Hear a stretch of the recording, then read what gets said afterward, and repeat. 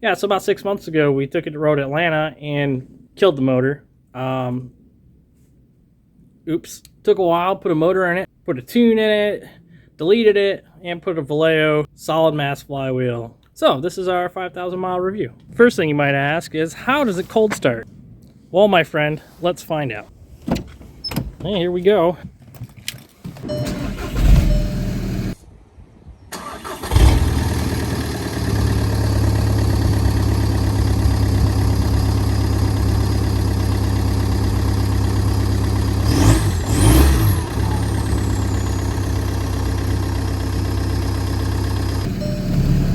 Not so bad. I think it's a little bit colder than 40 degrees, but yeah, starts pretty good. No, I don't know who would have done that. Definitely wasn't me.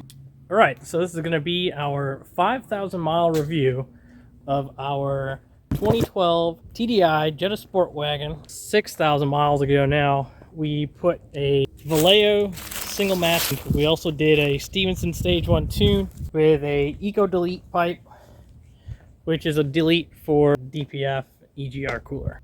The reason why we had to do this is because somebody, it may or may not have been me,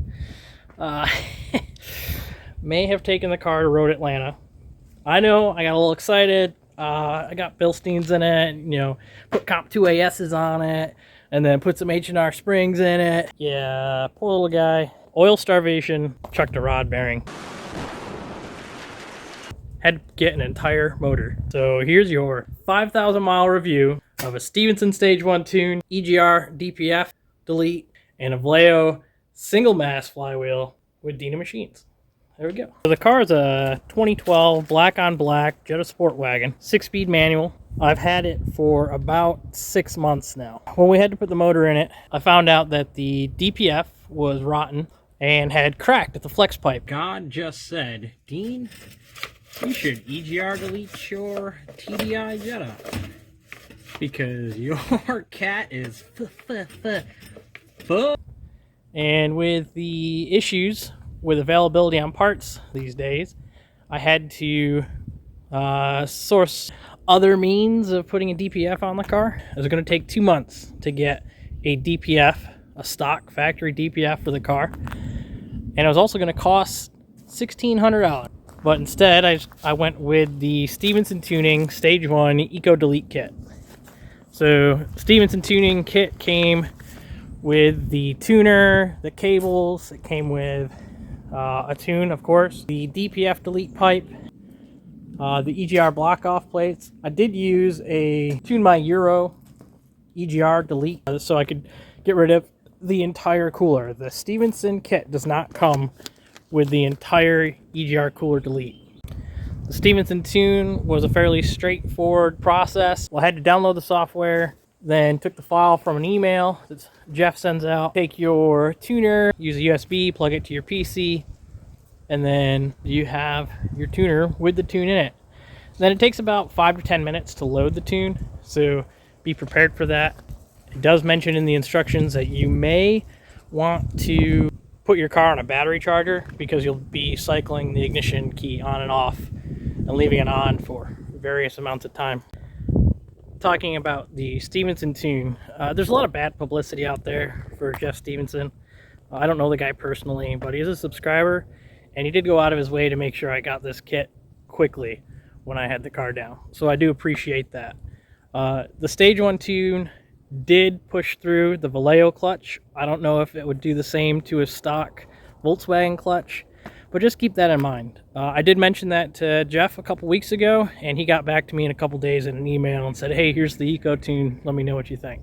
So now the car has the Eco Tune on it instead of the Stage 1 tune. It sucks because the Stage 1 tune gives you quite a bit extra torque, and it's fun to have that passing power, but you know, the Eco Tune is nice because it gives you like 3 or 4 miles per gallon over what you normally do. I typically drive this car about 80 miles an hour. I travel 75 miles a day if I just commute to work and back, and that's through Atlanta traffic. Car does really well. I get about 39 miles to the gallon with a heavy foot. So of course, always results may vary depending on your tires. I have 225 17s on this car with the 17-inch wheels, but I think the weight's a little much for the TDI as far as tire weight, but yeah, you still get some good mileage out of it. So what's the hate? It's black on black. It's got black leather in it. It's heated seats, sunroof, good AC, gets good mileage. So it's great for a parts getter, just an everyday car. Now I think many people want to know, what do I think about the Reveiw solid mass or single mass flywheel? It's noisy. It's very chattery. There's a lot of noise that comes at low RPM, and it's a little bit, little annoying, to be honest. It's not ideal. But it was another 2-month lead time to get a stock clutch, so I went the Reveiw route.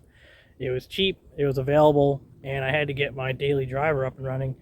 As it is, with all the stuff that was available pretty quickly, it still took me a good 2 months to get the car back up and running.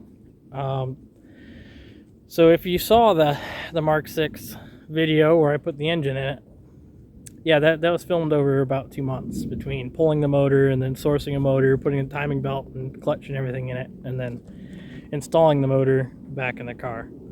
I am not a Volkswagen mechanic. This is a screwdriver.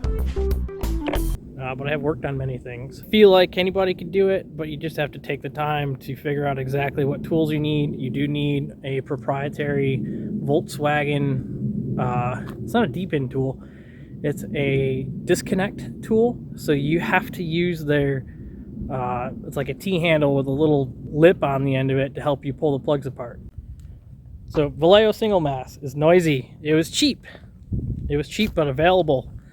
Or cheap and available, which, I mean, if you're in the need, then, I mean, you buy what's available, right? And when you buy what's available, you get what you pay for. Now, it does come in a kit. You do get the flywheel. I don't recall if you get the hardware or not. Forgive me, it's been 6 months, so double check on that. But you get the flywheel, of course, pressure plate, you get the clutch disc itself, and you get I think it's proprietary slave cylinder. I was told and read multiple places that the Reveiw clutch kit, the slave cylinder needs to be changed. So good to do while you're in there anyway, but a little annoying if you have to replace it. So don't quote me on that, but beware, that might be a thing. Filming in the 21st century. I don't know if you can see that, but it gets really good miles per gallon. But we're going to stop here, and we're going to do you a little poll. Everybody asked in the old video, hey, how come you don't do a poll? Well, 'cause I'm a dumbass. Here we go.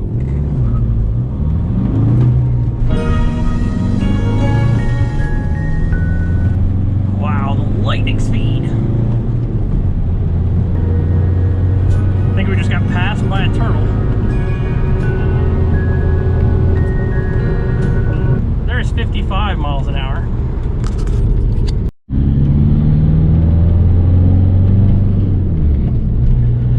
Overall, these cars drive really, really nice. They're comfortable on long trips. They're good at just getting you where you need to go. You know, crank your heated seat. Your lady's got some buns, you want to keep her warm, you know. More importantly, will it do a burnout with Comp 2 ASs? Let's find out. Yep, it'll burn out. Now I have towed with the car a little bit, just like a utility trailer. If you need the space, then you use the space. But yeah, otherwise I wouldn't try to tow a whole lot. My next towing excursion, I've got a turbo Volvo project that's right now pretending to be a shelf in the garage. But this thing, just made a video about it last week. Put some Ocean 17s on it. It's got micro squirt, a bunch of other custom parts, and we need to take it over to Kenny Howard to see if he can tune it.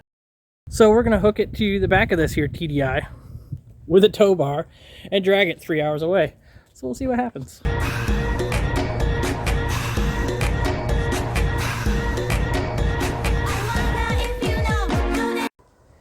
So that's going to wrap this up. I think that's about it for this here TDI review.